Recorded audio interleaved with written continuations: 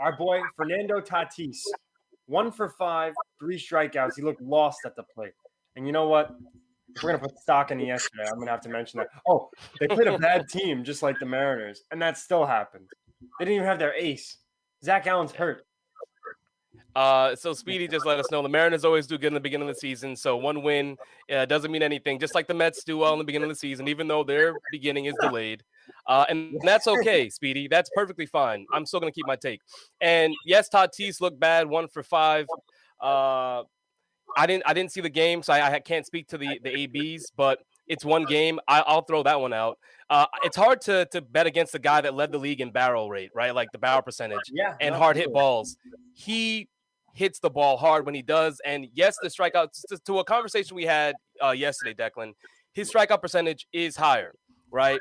I think it was at 29% in his rookie season, and again went down to 28 last year. Which, if you look at a young player like himself that can improve, those percentages usually come down as you get more adjusted to the league. Right. Which I think with more ABs he will. So you're not expecting another 29% strikeout percentage, but to bet against him because of a 1 for 5, I mean, no, that's not why I'm betting against him. You know what? Okay, by the same token, right? Before we move on from this, Michael Taylor, who ex-Nat, who he's with the Royals now. He went 3 for 5 yesterday with a home run and 3 RBIs. He's going to be a stellar this year, right? He's going to all-star. You realize that you inserted this token by mentioning that the Mariners were going. That's my take already. I'm just saying. I'm just using the logic that we have here. I'm like, the Mariners, they could do well. One game. Right. I'm happy for them. I'm not saying that they're going to have. It's going to be a tumultuous season for them. It's going to be tough, but. My boy Tatis is the guy. Yeah, he is. No, of course he is. I think he's going to be one of the best players the next 15 years.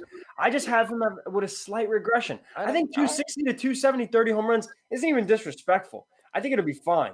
I never said disrespectful. I just think that's such a low ball for someone that hit 22 in their first season. To say 30 is like a cap in the season that it's 162 games now. Listen, a couple things, right? First of all, I know he counting stats. I know he hasn't played a full year, right? I'm not even going to hold that against him.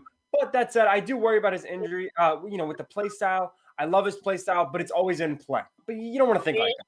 More so, my argument here is that right now I think that both Acuna and Soto are just more complete hitters at this point in time.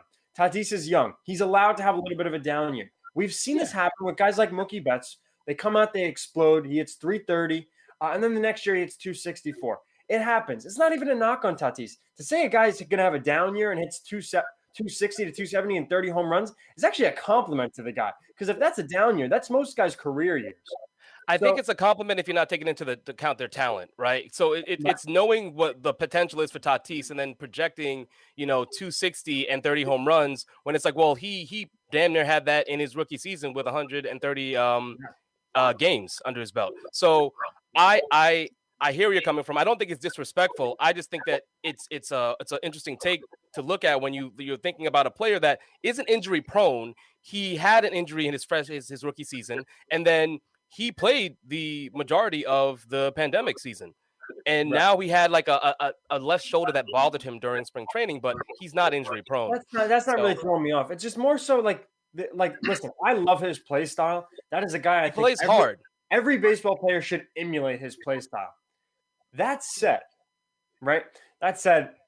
when have we seen somebody play that hard for 160 games a year?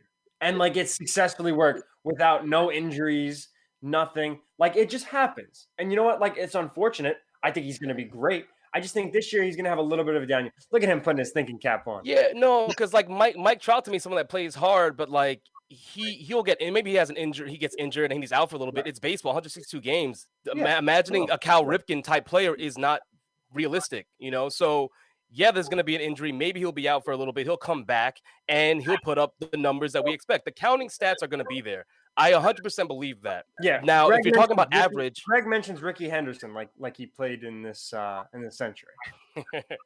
But no, so look, I think the counting stats are going to be there. Average wise, I still believe he's going to be above 260 to 270. But I understand where you're coming from with the strikeout percentage. I think it's coming down though. 29 for rookie season, 28 last year. I see it coming down even further because he's getting more at bats. He's seeing more pitching, and that for a player of his caliber, the reps matter so much.